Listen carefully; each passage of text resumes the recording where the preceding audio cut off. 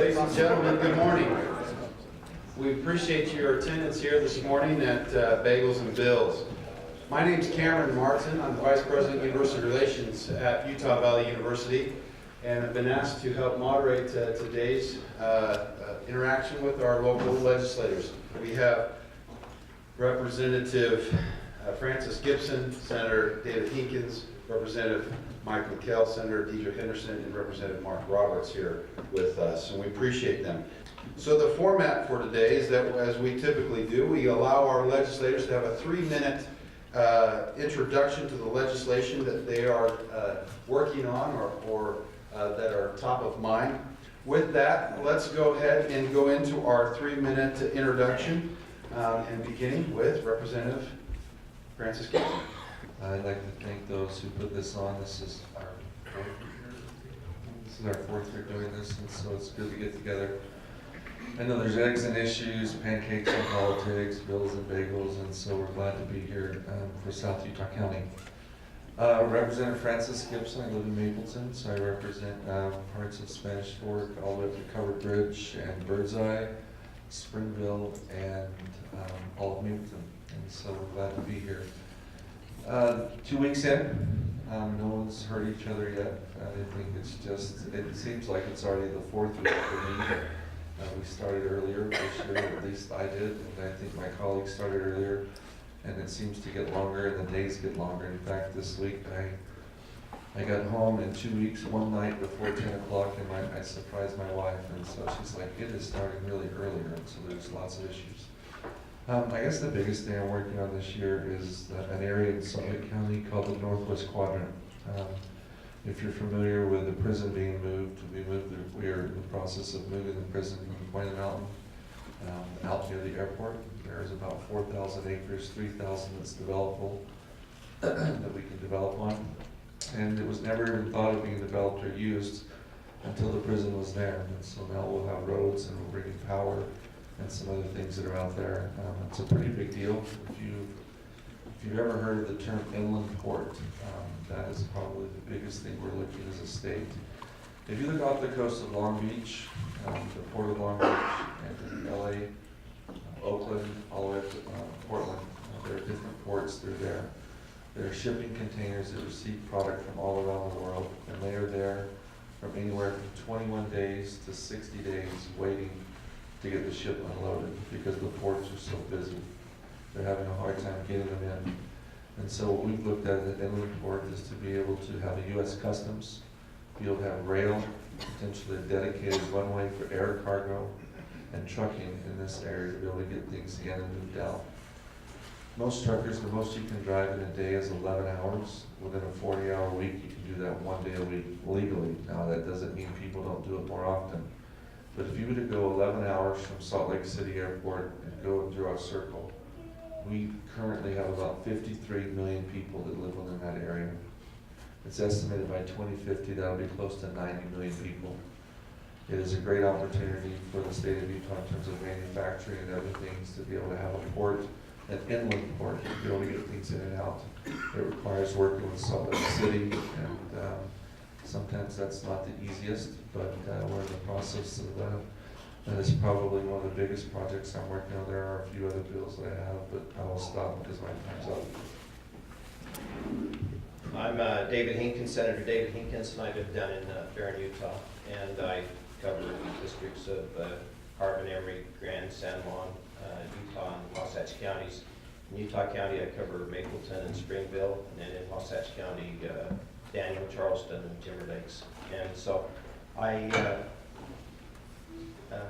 have a few bills that I'm working on. One of them is a canal amendments bill, which allows an intervener to be able to work between the developers and the agricultural communities and the irrigation companies.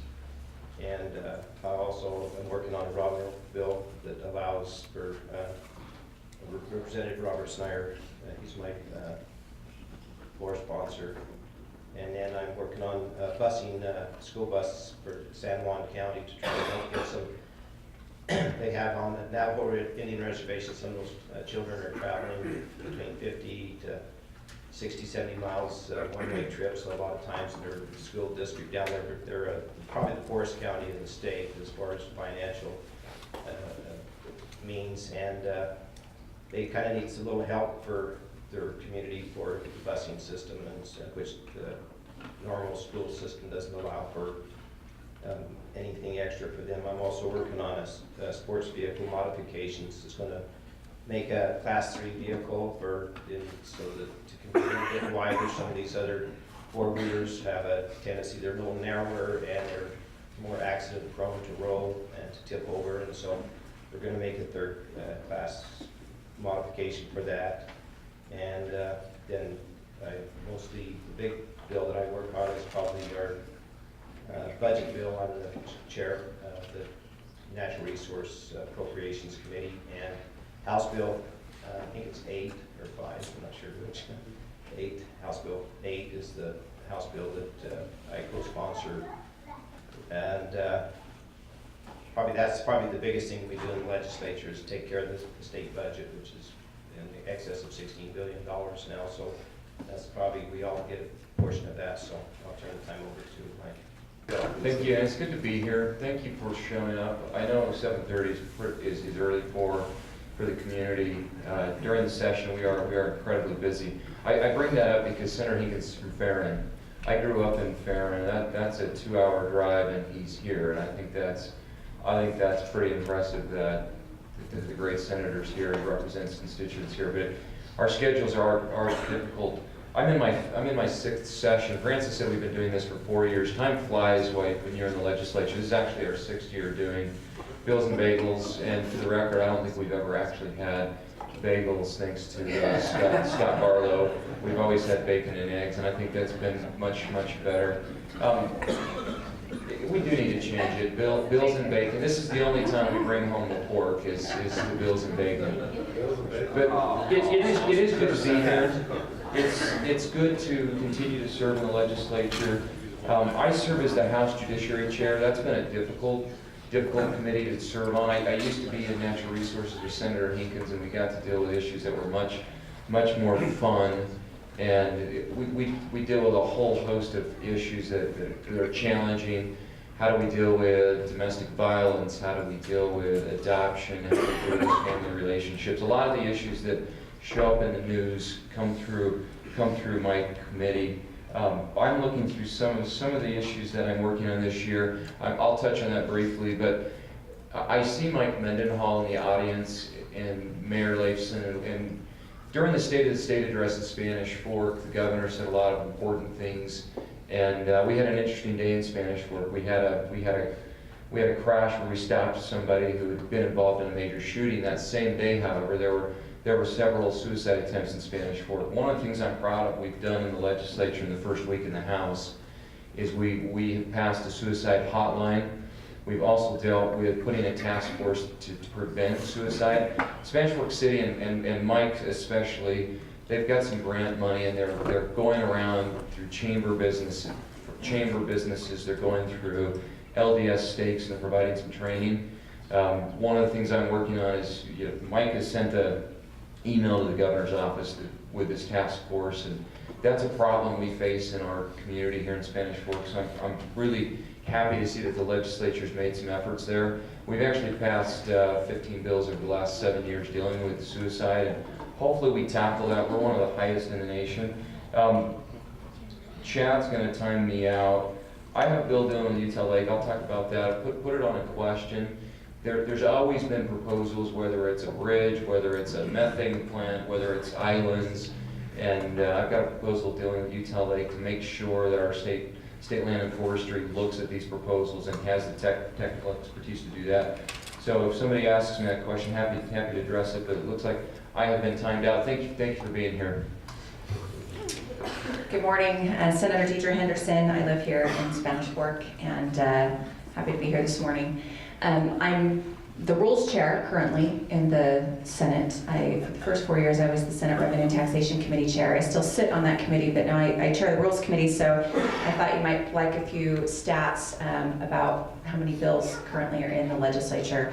Right now we have 348 House bills that have been numbered and introduced, and 168 Senate bills that have been numbered and introduced. 10 bills have passed the House, and 11 bills have passed, well, let's see, I think it's 10 House bills have passed and 11 Senate bills have passed. So that's kind of where we are right now. We still have a lot of work to do on the number of bills.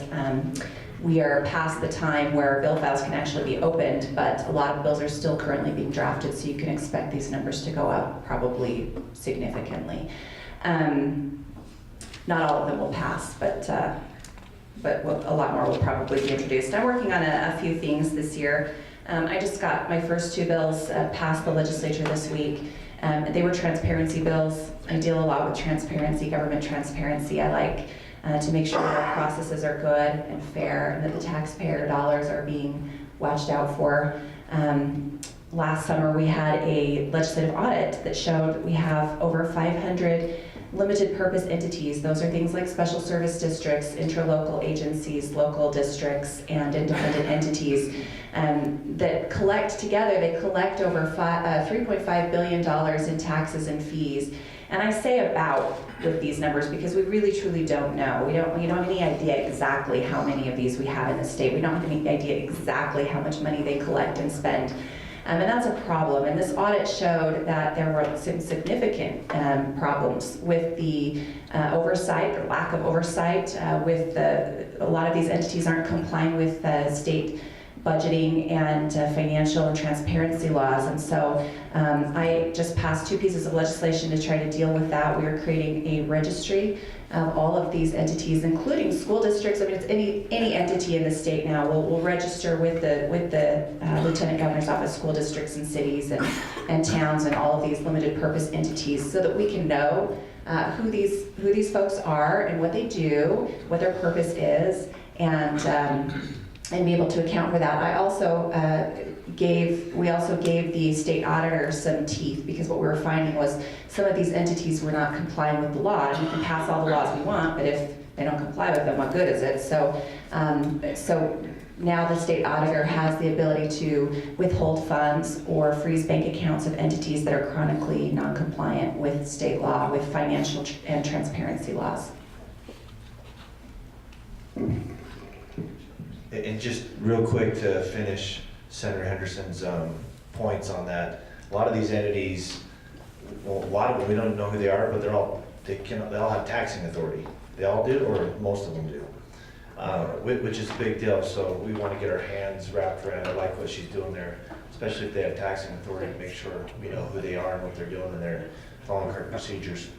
Representative Roberts, I live in Salem, represent Salem South, part of Salem South, Payson, Elk Ridge, Santa Quinn, Genoa, Goshen, and even wrap around to Fairfield and Cedar Fort, clear across the lake on the other side. 3 of us all came in together, so this is our 6th session, 6th time of Bills and Bagels. A few bills I'm working on. I've got a HB 35, it's a municipal instant runoff voting pilot project. It allows municipalities to, if they want, to do preferential voting for their elections. And it gives different options for multi-candidate races. There's different ways to count and do the rankings. But if you don't know what preferential voting is, or instant runoff voting, you can look it up or come ask me. You basically rank the candidates, and then the tabulation does the runoff all at once with the software. It's a pretty slick system. Sometimes you can, for multi-seat races and municipalities, you can get rid of the primary and just do one election, save some money, and there's a lot of benefits to it. I have another bill, HB 181, Home Consumption Homemade Food Act, basically allows you to sell homemade food products directly to the end consumer without having to get the recipe approved by the state and labeled and have big commercial kitchens. So it's directly from the producer to the consumer. It makes the lemonade stand legal. Got another bill, HB 323. I sit on the Professional Licensing Sunrise Sunset Committee, and any new professions that want to be licensed have to come before this committee, or any new professions that are dealing with licensure changes. And we had a presentation this summer by Bowenwork therapists. I never heard of Bowenwork in my entire life, but they do, it's kind of like acupuncture without the needles. Anyway, the massage therapy, Doppel shut them down because they said they're practicing massage therapy. And so the massage therapists want them to go through and spend 800 or 900 hours of education to learn something that doesn't teach them anything about what they do. So I'm just exempting them out of the Massage Therapy Act in that bill.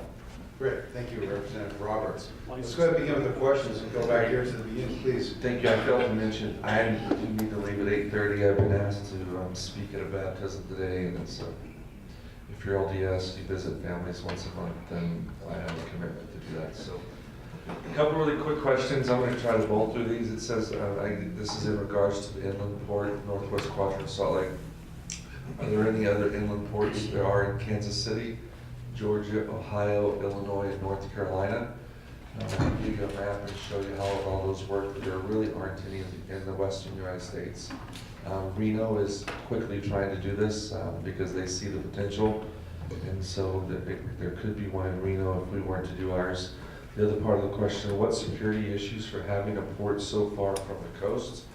We would actually, in this particular area, have a U.S. Customs, and so all containers that will be coming in would have to clear customs, and that's part of the backlog that's happening in some of the ports on the West Coast right now. And so it would clear customs, and then they will be delineated as to where they need to go. Is it by air, is it by truck, or by rail? And then from the Salt Lake Northwest Quadrant, it would go out.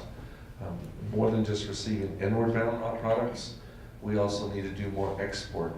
Number one product that we export to China out of Utah would be hay. Hay is our number one export. Last question, other question is, my concern is class size in our public schools. 35 plus students in some of our classes. Are you proposing any solutions to this critical problem? If you could fix this, it would fix many problems in education. I don't disagree with that. I think this year you'll see a record amount of new money come into the classroom and to education. We do have some extra funds this year. I don't know what dollar amount. Second week of February, we'll have our total budget proposal on what we think we're going to be having for the year. Class size reduction. I propose, I've always said this, we need more aides and we need more paraprofessionals in the classroom to help. If you're not going to get true teachers, it's a matter of one adult, 35 kids. How do we get more adults into those classrooms? And sometimes if you don't have the space to quote unquote build another classroom, maybe we need to get more adults in the classroom and providing funding for that. I know there are districts in the state that are using that model and seem to be getting good success. My question was expand on your canal bill and the impact it has on Utah County. My canal bill is Senate Bill 96, second substitute. And what it does is it basically brings in a property rights ombudsman and to mediate disputes between the cities and irrigation companies as well as developers. One of the big issues is when the irrigation companies or a developer may pipe water conveyance system and leaves the canal basically that's been used for flood control for the cities. And so the cities are forcing some of these irrigation companies to maintain these canal, after they've abandoned them. And in fact, it's kind of funny that the cities get after the irrigation companies to get their ditches closed so that the children don't drown or things like that happens. And so when you do that, then they complain when the first flash flood comes through and it floods their subdivisions. And so they come after the canal companies. And so it's kind of a non-win situation. So if the cities is going to be able to, rather than going to courts and fight it over, hopefully we can have this intermediate step with an ombudsman, I can't even say it, to help negotiate that, as well as the contractors that come in. Sometimes they put in spend maybe like, I don't know, $500,000 or something, put in piping, and then within a matter of time, it's abandoned because it's been taken over by subdivisions. So it just adds to the cost of housing and stuff like that for the new homes and for our children and grandchildren and stuff. So that's one of the issues. Representative McHale, please take one. Let me take most of my questions. I got several on here in Utah Lake, and I did that to myself because I talked about it. But let me address the first question I got. Please explain the bill that would change the form of county government. So we actually did a press release and a press conference in the legislature yesterday. I know Senator Henderson was there as well. And there is a bill that would change, not change, it would more streamline the process to change our form of government. And as you know, Utah County is growing, and we are growing at an incredibly fast rate today. Right now, we have three county commissioners. Those commissioners are tasked with all of the administrative duties of the county, as well as all of the legislative duties of the county. It's become overwhelming for our commissioners. We have an incredibly diverse county. We have diversity in the south, where we are a ranching, farming, agriculture community. In the heart of the county, where we have our two education facility institutions. At the north end of the county, we have Silicon Slopes. We have a very diverse county. There's legislation that would make it easier to change the form of government. Currently, if a group of citizens wanted to change the form of government in a county, they would have to gather signatures at a fairly high threshold, go through a review panel, and then once a recommendation was made, go gather signatures again before that would reach the ballot with citizens. So there's a proposal this year that would hopefully streamline and help that process be shortened, where you would gather signatures at a lower threshold, go through the full review panel, and then put that on the ballot. For me, you know, my opinion is that Utah County needs to expand its commission. I think we need a 5-member panel. I think we need either a county mayor or a county executive. I think we have grown. We are going to go over 1 million people in Utah County, and I think that our commission needs to reflect the diversity of the county. So that's coming forward. I'll address Utah Lake on my next round, but that'll be Senator Henderson. Representative McHale, is there a bill number on that yet? There is a bill number. It's Representative Thrower, and I've opened a bill that simply says change of government, and I opened up a bill file at the same time he did. His bill is a priority bill. Representative Thrower's in his last session, and then he's leaving, and he's been there a long time. So I've been working with Representative Thrower, so that's coming. He's up in Weber County, and he's moving forward with that bill right now. Thank you. Senator Henderson, please. Thank you. I've got a few here I'll try to knock out. A couple of them asked me what my opinion is of HB 193, which is, I can't remember what it's called. I got it right here. National Popular Vote. Yes. National Popular Vote. I'm opposed to that. I'm not sold on that.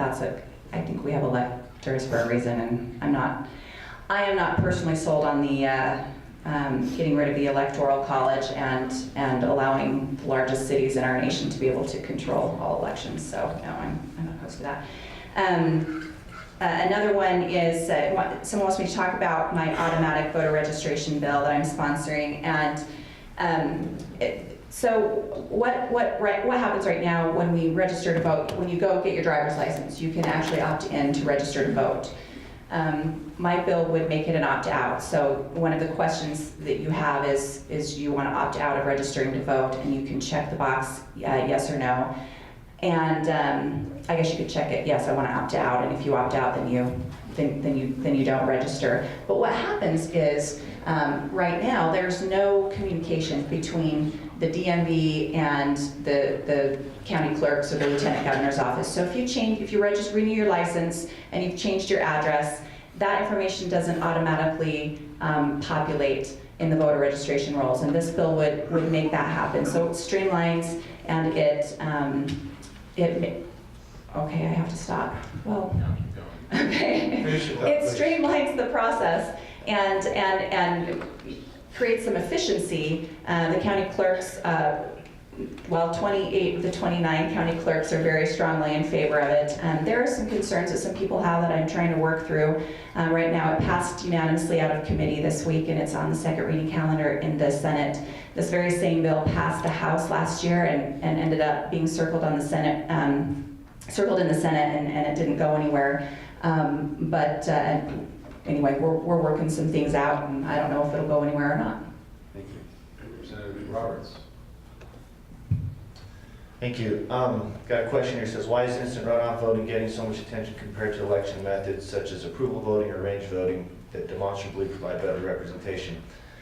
Great question. The bill I'm running, actually, it's permissible, so it doesn't require anybody to do anything any certain way. There's actually a number of options in the bill, so it actually does include approval voting. And the idea is that this is a pilot project and municipalities can test it out and kind of see what works better, see how people feel, see how the citizens, how we all feel about different methods and how it works. It does not include range voting. I admit this is the first time I've ever heard of range voting, so I'll have to look that up. But it does include approval voting. How much more time I have left, Bob? Go ahead. Go to the next question.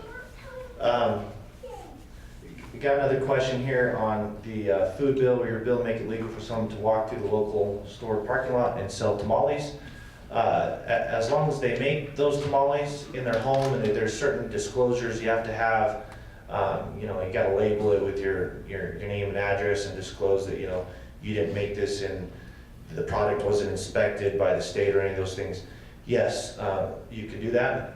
There's discussion to narrow this down so it's only from a certain type of farmer's market and from your house. But currently it's written, as long as you make it in your house and it's a homemade food product, you could sell that. Thank you. Representative Francis Gibson. Thank you. I didn't have a question, but I'm happy for that. I'll take a minute to talk about another. Please. In terms of voting, there are a series of voting bills that have happened every year. There are 3 or 4 bills this year talking about automatic registration, dealing with driver's license when you're registered to vote, and there are issues along political lines and party lines as to why that may or may not be good. I think there are some negotiations going on to say that's fine, we can do automatic voting, register when you get your driver's license, you're automatically registered, but then potentially doing away with vote by mail. I don't know what anyone's opinions are of that, but I believe if you're in the military, if you're traditional absentee, or if you want to opt in to vote by mail, great. But I do believe that there is real validity, and it's an honor to get dressed and go to the place where you need to vote, the fire station, the school, or wherever you do and wherever you vote. That's one of my beliefs. I believe that. There are people that say, man, we should just vote by computer, or there's an app, we can vote there, and we can just mail. Just lay around at home in our shorts and t-shirt and vote by mail or vote by computer. I struggle with that. I do believe that if you're truly out of town, you're going to be absentee, that we should provide a method. If you're in the military and you're serving someplace and you can't vote where your constituency's at, we should provide that. And I think that's traditionally what we've done. But there are some compromise and some bills that are out there discussing that, and hopefully we'll come to some sort of conclusion this year with that. Senator Hinkins, do you have a question there, please? I do. Senate Bill 86, it's one that Senator Daniel Thatcher is running. It's kind of a thing that adds more penalties for hate crimes and for religious and for sexual orientations. And I'm completely opposed to this myself. He's been running it for a couple of years, I believe. I'm not sure how long, but it seems like forever. But All 6 years I've been here. okay. But anyway, it hasn't passed, but they keep working on it, and I'm a person that I hate to categorize people. I mean, it bothers me that people say they're African Americans, or there are other kind of Americans. I mean, we're all Americans. We all should have the equal protection under the law. I mean, if you do something wrong, you should be penalized the same, and it don't matter who it was to, it still should be the same penalty, in my opinion. Everyone should be equal under the law. I don't think there should be special classes of people, but so I'm opposed to it. So hopefully that answers your question. Folks, again, just a reminder, get your questions written out, raise your hand, and we'll come by, address the question to the particular legislator. If not, if it's to any of them, then that's fine too. Representative McKell. So I'm going to talk about Utah Lake and the bill that I'm dealing with. So Senator Henderson and I have served on the Utah Lake Commission for the past 5 or 6 years. Right when we both came in, we both got put on that commission. Questions: Are there minimal resources in Utah Lake that would be profitable to dredge the lake? Probably not. Will your bill deal with related to watershed beyond stormwater? Yes. what is the latest? I'm going to talk about that. What options are being explored? Expedite cleaning of Utah Lake. What are the options? Let me just address it this way. Utah Lake is a comprehensive problem. Some of the things we've done, we've dealt with phragmites along the lake. We've dealt with trails, easements along the lake. We've dealt with carp in the lake. We have a massive layer of phosphorus in the lake. We see blooms nearly every year. It is a comprehensive problem. Utah Lake, to restore Utah Lake, when we started, we talked about our budget. Our entire state budget is almost $17 billion. If we were to clean Utah Lake in 1 year, to fund that, obviously it would take years to do. It would be more than $6 billion to clean the lake and provide dredging. The state of Utah clearly does not have the funding to do that, so we have seen for years proposals from the private sector, private industry to come into Utah Lake, and we've seen bridge projects, we've seen methane projects. The most recent project that we've seen deals with islands and literally creating a city on Utah Lake. I'm going to take a little more time, Chad. I know you hit stop, but I think this is important. So what I've got is a bill that would create a technical review panel with all of our agencies of government that we could actually review private market proposals. The state of Utah owns the lake bed, so we talk about sovereign lands. We do own the lake bed. We own the ground underneath the lake, underneath the water level. So the state of Utah, there are some legal theories, some legal reasons. As long as in the public interest, there's a public interest doctrine, we could transfer some of that lake bed in exchange. So we're going to have a technical review committee. We're going to look at options to transfer some of the lake bed for restoration. To do it right, you would literally have to dredge at least 5 feet across the entire lake to capture all the phosphorus. You'd have channels that'd be 20 to 40 feet deep. The big proposal I've seen is, Restoration Bay, the Provo Bay would be completely restored first. It is a massive, massive project. It's one of those projects when I first saw it, it feels like it's too big. It feels like it can't be done. But what we're going to do with my legislation is we're going to look at it. We're going to create a technical review committee with the state, with our experts, and evaluate whether or not it can be done. I'm happy to talk offline about it more, but more than anything else, it's a long, lengthy process, and if we're going to move forward, we're going to make sure it's done right. But if we're really going to clean Utah Lake, $6 to $7 billion, that will take the private market engaging on Utah Lake. It's going to be a massive undertaking. Can it happen? I don't know. Can it happen today? I don't know. But we're going to put experts in place to review it and review proposals. So happy to talk offline, but interesting projects out there, interesting proposals for sure. All right, this one says that they're concerned about local control for education. Will the new oversight bill you're proposing limit freedom school community councils, the freedom school community councils have to meet our individual needs? Also, are you committed to protecting trust land funds for schools? Are any bills aimed at this currently? So that oversight bill is not my bill. My transparency bills, my registry bills they're just that, a registry, so that we know who entities are and what they're doing and who's running them. The oversight bill, I believe that this is referring to is Representative Stratton's, and I really don't know much about that. I know I showed up to this press conference yesterday thinking that it was about the county and it was about this other thing really. So my bill doesn't touch school community councils, and I definitely think that we need to protect our trust lands, and I haven't seen any bills aimed at the trust lands yet this year. There might be some, but I haven't seen anything or heard of anything. And I've got a couple of other issues that if you want to ask me about them in another question, I'm dealing with I've got a bill, Senate Bill 120, that deals with this new transportation utility fee that cities have started levying on individuals and other government entities. That one's been a little bit controversial. Cities don't really love my bill, but the counties do.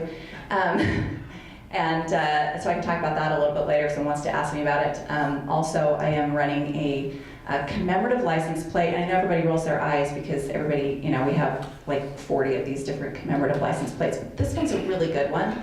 And this one is really important. Okay, 140, whatever. Anyway, so in 2 years, we're going to be celebrating the 100th anniversary of the 19th Amendment, which gave all women in the nation the right to vote. But Utah women had the right to vote 50 years earlier. So I'm simply running a first to vote license plate that people can get. I'll be the first one to get it. Maybe I'd be the only one to get it. I don't know. But I think it's really important that we celebrate the fact that we were first. We really let out on that, and our women voted before anybody else in the whole nation. And I think that's something to be proud of. So that's one other little bit I'm doing.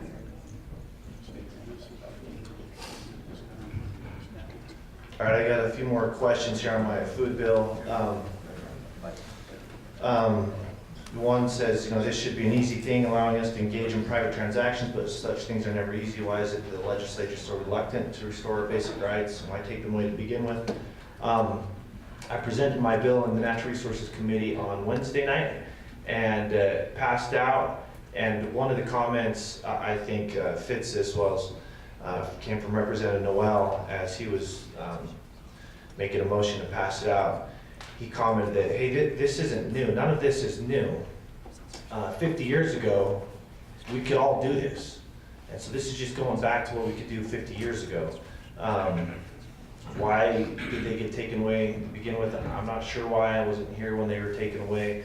We tend to pile on a lot of regulations, a lot of different industries across the board. And I think there's been a significant push recently, in the last number of years, to reduce a lot of these regulations across the board in all kinds of different industries, and especially dealing with licensing. Second is, what part will the health department play in the bill? And I feel the health department is given too much power and the ability to make their own rules. So the health department, in this scenario, as long as you're selling from your home, homemade food product, directly to the consumer following the instruction from the bill, the health department isn't involved in those scenarios. So that's, hopefully that answers the questions when we wrote these. Great. Representative Gibson, do you want to deal with all the questions you have and then any closing comments and do a little time, or let's watch it? I've got a few more minutes, so I'm going to try to knock out several of these really quick. To the oversight question that you received, that is Representative Stratton's bill. Someone talked about, is there any attacks on school trust land funds? Absolutely, unequivocally, no. You will still continue to get those funds. Basically, what his bill is doing is saying if you receive state funding, then you should be required to have some oversight. It's not a witch hunt bill. It's not, oh, we're going to go out and investigate everything that we have. But if you do receive state dollars, you are at risk of asking questions. You may be subpoenaed to come up to the state capitol and say, what happened to that money? We're not attacking the PTA and the cupcake fundraiser or the bazaar carnival. But if state dollars come from the state house, and how far out do they go? You should be responsible. Is there anybody who disagrees with that? If so, then we can talk offline. So that's that bill. Hopefully that answers that. Do you support our schools now tax increase ballot measure? Let me say this. No, I do not. It purports to have a 7/8% tax increase on your income tax. Now 7/8% on its surface is like, well, that's not much money. Well, let's think about it. We pay a flat rate of 5%. When you take away your mortgage and your tithing and all the other deductions, our effective rate in the state of Utah is 3.7%. So we're actually paying a 3.7% income tax. Now add 7/8% on that. So now let's let it read this way when you want to sign the petition. Would you like a 27% increase on your income tax? Everybody raise your hand. That's what I thought. Let's not be fooled by 7/8%. Do I believe our schools need funding, more money? Absolutely. Do you also know that in the last 5 years, we've given almost $900 million of new money to public education? This year, we will probably put an additional $400 million into public education. However, you may potentially, if enough signatures are gathered by our schools now, you may have the ability to increase your income tax over 20%. And if that's what you would like to do, then let's do that. We live in a state with the second lowest unemployment rate in the entire country. If you want to find a job, you can find one. If you're not working, it's because you don't want to work. Or you may have a disability that disallows you to work. By Constitution, every single dollar that you make is taxed in income. And every single penny of that income tax goes to public education. We want more money in public education, we need more people to work. Increase state income tax, look at the amount of companies that may or may not want to come. There is an effect. So let me repeat this. Do I support our schools now? Absolutely not. Last question. Challenges with liquor licenses, and what are your thoughts about extending effective days to work through some of these issues? I am not the liquor guru. That is an issue that is hot, and it's very difficult. I do know that 2 years ago we passed a master liquor license. And for example, Olive Garden, we have one here. If you want to buy a bottle of wine, that Olive Garden had to have its own liquor license. 2 years ago we passed a master license, so Olive Gardens throughout all of Utah would have one liquor license, which will allow all of the Olive Garden restaurants to have the ability to sell liquor. This is such a depth. I can't even get into this in the amount of time that they're going to give me, but you can call me or write me or text me, and we can talk about this offline. When you talk about liquor in the state, there are lots of challenges, and it's a pretty contentious issue. So, who wrote this question? Just raise your hand. Let's visit. Go visit this. Senator Hinkins. I don't have a question. I'll relinquish my time to Representative Kell, because I know he wants to talk about Utah Lake. Well, the only other thing I was going to add on Utah Lake, Senator Hinkins leaned over after I got done talking. He said, look, they're in Abu Dhabi and Dubai, they've done these islands. One of the really interesting things on our Utah Lake group that is now wants the state of Utah to review one of our proposals, the same engineering team that built the Globe in Dubai, the project manager, is the same group before talking to the legislature. I mean, these people are real. It seems massive, seems like a strange thing to think about on Utah Lake, but the project managers have done. They've done over $100 billion worth of projects around the world, so they are real. Let me go to the next question I had. Do you support the bill to prohibit abortion for the sole purpose of a possibility of Down syndrome? Yes. When I started out, I chaired judiciary. We deal with some pretty tough issues. That I think we heard that bill for about 3 hours in committee. That passed out of the committee that I chair with a 7-3. So that bill will move forward to the House. I mean, what that bill simply says is you can't discriminate. You can't have an abortion in the state of Utah. Just like the question, I think the question was written exactly right. If the sole purpose of your abortion is because of a possibility of Down syndrome, we prohibit that. That's going to move forward to the full House floor. We'll see where it goes from there. That was Representative Lisenby's bill. We had a lot of debate. I think as far as public debate, we probably had at least 20 members from the public that spoke in favor and 20 members that spoke against, and it was a contentious issue. But great question. Now I'll relinquish time to the great Senator Henderson. Okay, so this is a question, and I think it's a good question, but this is something that probably should be addressed at the county level. Why don't we get a county library system with cities like Springville, Spanish Fork, Payson, Salt Lake County has a good one that we could follow, and I don't disagree that might be something really worthy of looking into. So whoever wrote that question down, follow up with our city and county officials and take it from there. I don't think we'll be addressing that at the state level, but that is a good idea. This one says, please tell us more about SB 120. So that's my city and county tax bill that I asked you to ask me about, so thank you. I don't believe that Spanish Fork levies this transportation utility fee, do we, Mayor? I didn't think we did. So what's happening is there are some cities, Provo in particular, who have a large percentage, majority of their city is property tax exempt. And so they struggle to raise the funds necessary to pay for things like roads and maintenance of roads. And so, because if they raise property taxes for any purposes, it still just falls on 45% of the property, 49% or whatever it is of the property owners, because they have so much. They've got UIU, they've got the MTC, they've got 2 temples, they've got the hospital, they've got all this tax exempt property that really aren't paying for some of these services there's a lot of usage there and they don't pay for it.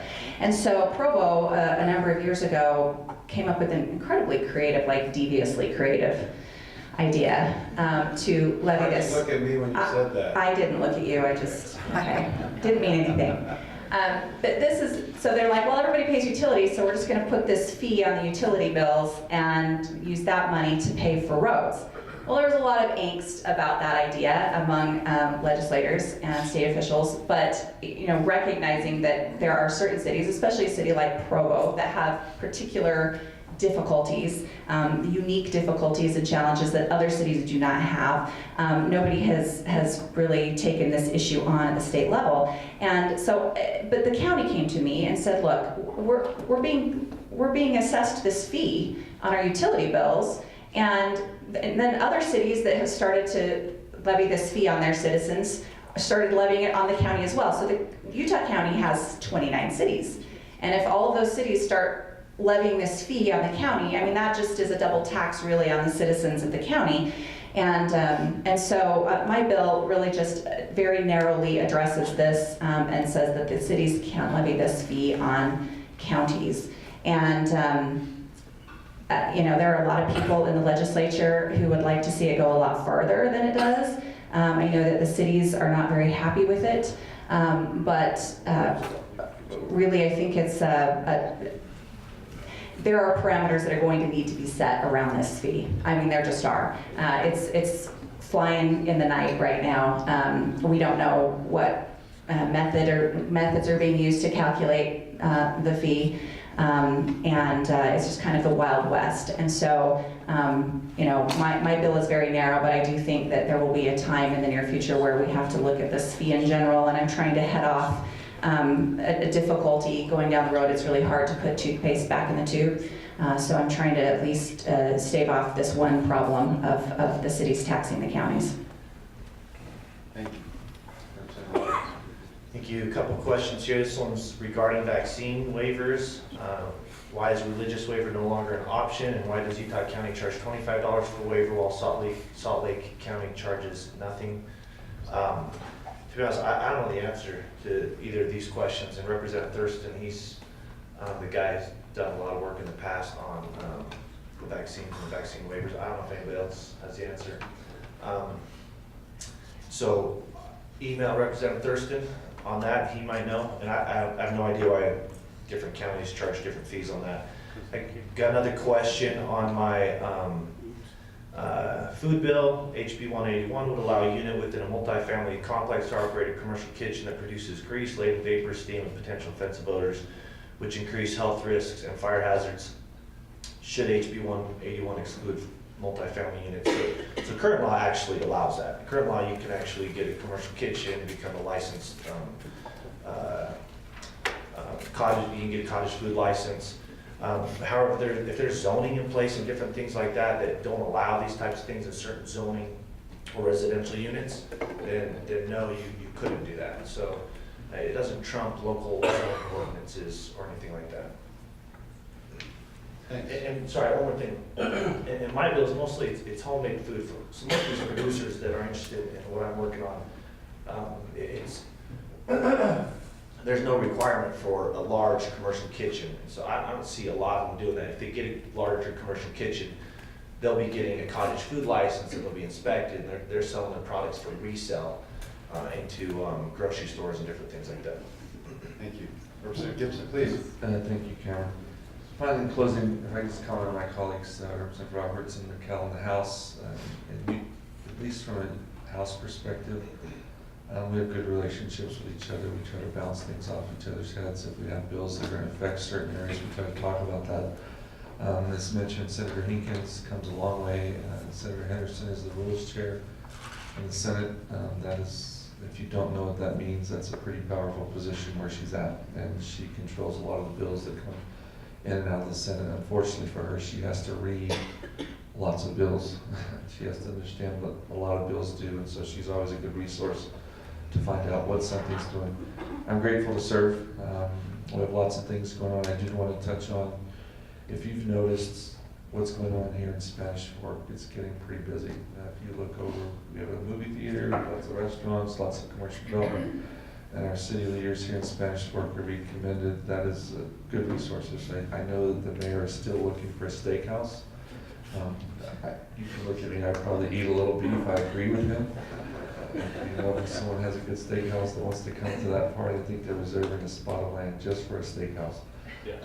But we'd like to do that. But with that, there's also a hospital that we should probably be groundbreaking on soon. I know that we have a gentleman, Jason Wilson. Yes, he's one of the infamous Wilson clan of Spanish Fork.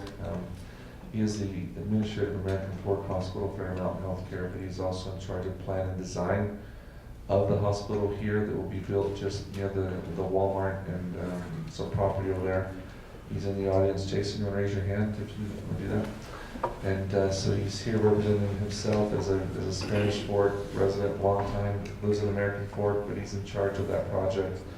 If you have any questions, I'll put on the spot, but we're looking to have a groundbreaking ceremony this year.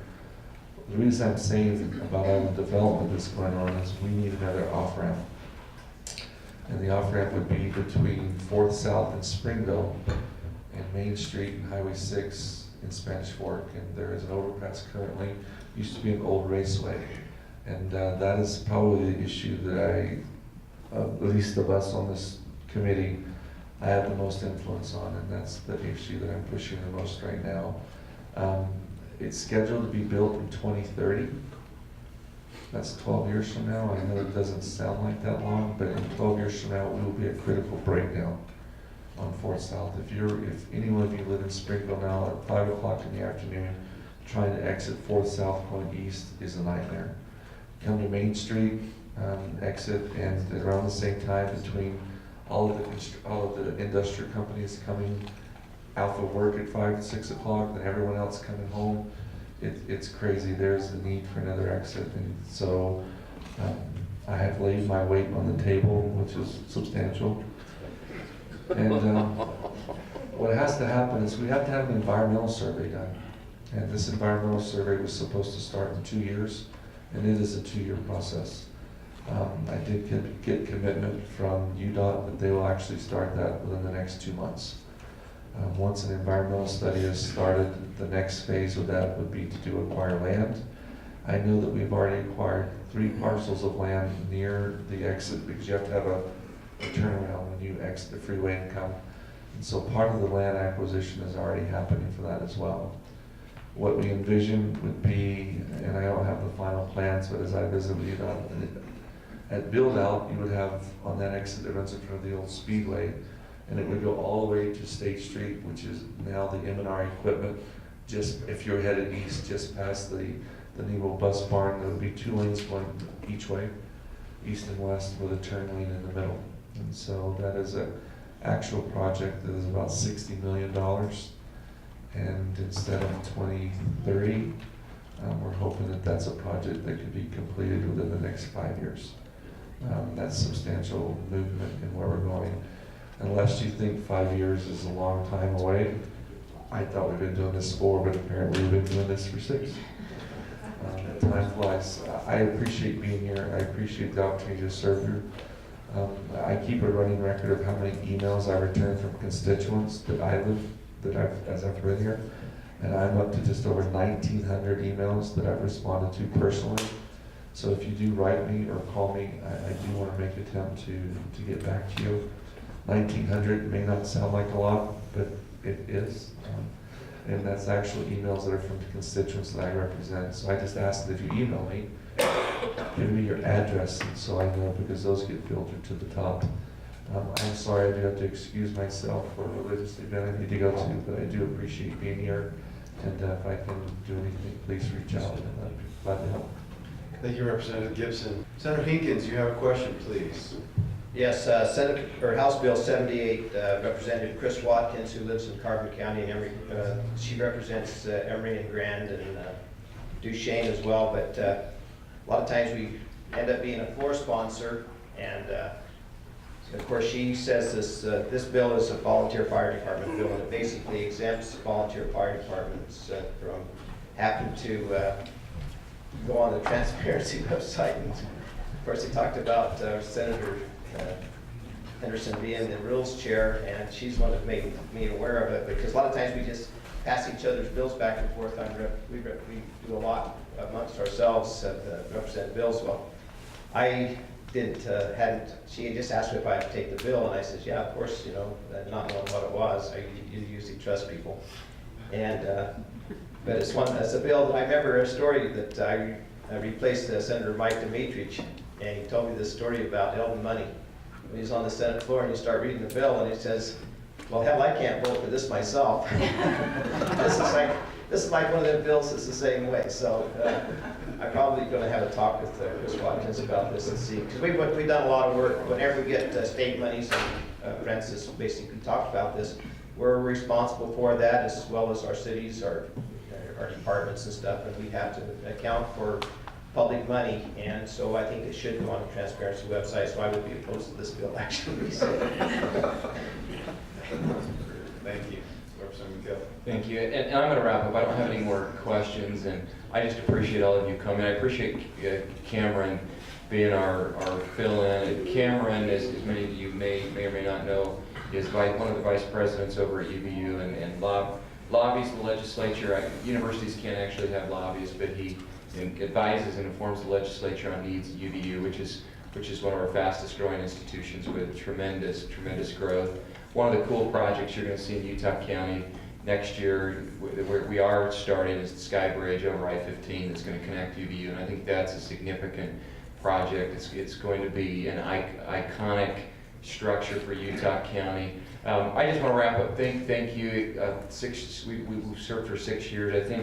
I think as a state, the state is right now. I think there's tremendous strength. I've told a few of you this year. I think I've sent out more emails and more videos than any other year. And I think I've gotten less response than any other year.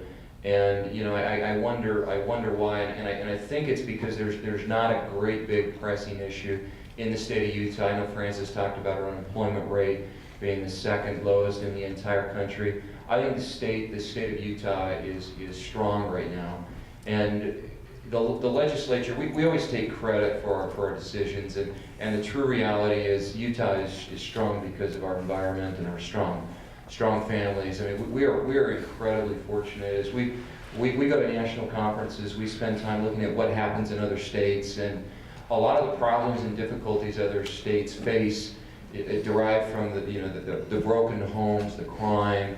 And Utah is terrific. We live in a great state, we live in a great community. I've enjoyed the relationship with the elected officials here in our community, working with the mayors, working with the commissioners.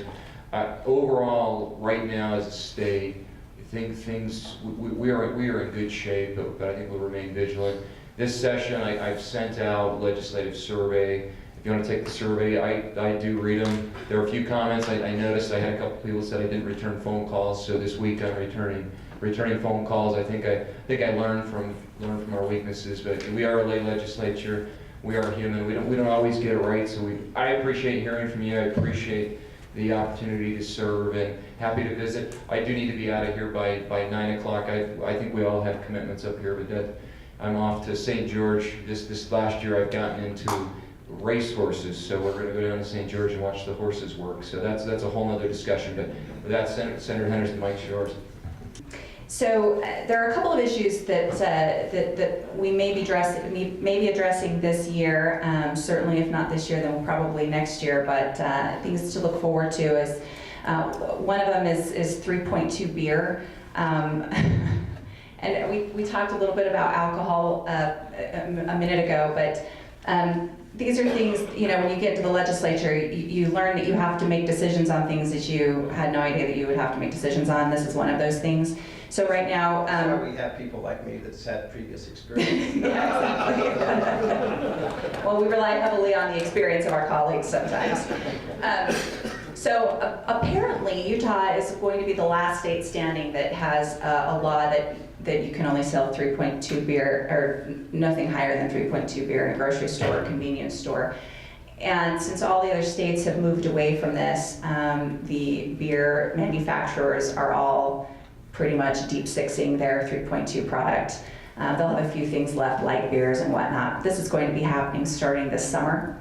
And so our grocery store shelves are going to become empty of beer. What will happen is either there just won't be product for people to buy, and you think, why? Well, what's the big deal? Who cares? Well, it can potentially be a significant issue. We don't have capacity in our DABC stores to store the beer. It has to be refrigerated. We don't have the capacity at all to do it. If we were to put the beer consumed annually in the state of Utah in tanker trucks, the tanker trucks would be lined up nose to end from Tremont to Salt Lake. It's a lot of beer. And so what we need to decide is what we want to do with our policy. Do we want to raise it to 4.0 so that grocery stores can keep their supply and people, I would much rather personally have people go to the grocery store to buy beer than go to the liquor store to buy beer. If you're just looking at keeping people out of liquor stores, I don't know. Anyway, it's a policy issue we have to make. The other consideration is convenience stores and grocery stores, especially in the rural areas, that will be going out of business if they don't have this product. So these are it's a difficult issue, and there are concerns on both sides, and so just wanted to give you a heads up on something that we may potentially be addressing this year, and then maybe not. Maybe we kick the beer can down the road a year. I don't know. So another thing is tax reform. Because of the federal tax reform, some people will be paying a little bit more in their state taxes because we toggle on the federal taxes. And because of some of the getting rid of the personal exemption and some of those other things, that our citizens are going to be paying a little bit more in state taxes. So we're trying to grapple with how we will deal with that. It'll be about an $80 million net revenue increase to the state, which we're not looking for a tax revenue increase. We want to make sure that our citizens are paying as low a rate and low taxes as possible. So we're going to have to be looking at our own internal taxes, how we have people pay their taxes, so we can try to figure this issue out. Just something to be aware of. So thank you all so much for being here. I've got other issues to talk about. Happy to talk with anybody. Like Representative McKell said, I really appreciate hearing from people, and I try to return phone calls and emails and texts, and sometimes things get a little bit buried. So be persistent. If you haven't heard back from me, maybe send me a little text or something. I'm always happy to talk to you, especially if you disagree with me on something. I really want to hear your perspective. I love to visit with you and talk to you, and I just really appreciate the engagement that we have, and I think this is an incredible turnout for a Saturday morning. Thank you so much for being here. Thank you. I guess we're doing closing statements now. Works for me. I want to touch on something real quick that we don't often touch on here. We all sit on appropriations committees, and the way Utah does their budget is slightly different than most other states. And as was mentioned, when we go to these other national conferences, we talk to our colleagues who are legislators in other states, and they realize that we actually, every single one of us, sit on a budget committee, and we have our hands and fingers in the budget. A lot of them are shocked because some of these other states, they push all the budgetary decisions to these Ways and Means committees and who decide everything. Senator Henderson and I started out in social services together, which was way over my head at least initially, and now we've ended up on business, economic development, labor, appropriations committee. I'm not sure. Yeah. Yeah, I've got Bob's yep. as well. Yeah, and Senator Hinkins chairs natural resources appropriations. But I used to be with Mike Morley on when I started out in legislature was with Mike Morley, and we were at the workers' comp and stuff like that. Yeah. So there's been a lot of discussion, you know, with the tax reform and different things, and at the same time, a lot of us have wanted to, well, if we're gonna talk about tax reform, different things, let's talk about spending, where the spending is, let's dive deep into budgets, let's look at it. Is there efficiencies and cuts and different things we can do? So we spent this summer, we had more appropriations meetings throughout the summer. We dived deep in the budget. Hopefully most committees did that. We looked at different things. And then we've come together, and just this last week in our committee, we had a bunch of proposed cuts in different areas where we can save some money, take it out of the base budget, maybe relook it again. I know our committee doesn't have a huge budget compared to like education and social service and others, but we were able to cut, it was like 4.7 million, I think, from our budget. And I know a bunch of the other committees are doing the same thing. We're taking that money and looking at different places to reallocate it where it makes more sense to put it based on our growth and what's going on. And hopefully these types of things that we're doing here will you know, limit our need to raise taxes or make any of those changes in the future. You know, anything we can cut and save and be efficient, you know, this stuff can be pushed into public education, transportation, and different things like that. So I've enjoyed that process. I think it's a process that most people don't know about. They're all, you know, everybody knows about these bills, all these bill numbers, but this is an important process that happens every year, and it's really heavy the first couple weeks of the session and that we go through. That's about, I appreciate everybody coming. Enjoy coming out here, talking to everybody, and reading the emails as well. Thank you, Representative Roberts. We're going to go back to Senator Hinkins for any closing comments. Well, I'd like to, those that would like to make contact with me, my phone number, if you'd write it down, is 435-749-2828. Unlike my colleagues, I do not text, email, or very bad at getting back to people. I'm traveling a lot, but I do have a hands-free in my vehicle, and so I would love to, you know, if you have issues, I'm more than welcome to talk about it. I don't explain myself very well in writing and communication like that. I'm not illiterate, but I'm not great at. Senator, would you restate the number, please? 435-749-2828. And because we can't, we're not supposed to be texting and driving, I don't do that, but I do have a hands-free vehicle. And like I said, I live down in Emery County, and I'm born and raised there, and I do have a son that lives in Lakeshore, and so I come up here quite often, and so I do have appointments that I'm able to meet with people in Springville and Mapleton, and I enjoy people, I enjoy talking to people, I don't enjoy communicating with, I don't want to get myself in trouble tweeting like the president does once in a while, so I stay clear of all that sort of stuff, because I say things I shouldn't sometimes. So. Thank you. Any other comment from our legislators? Ladies and gentlemen, will you please join with me in giving them a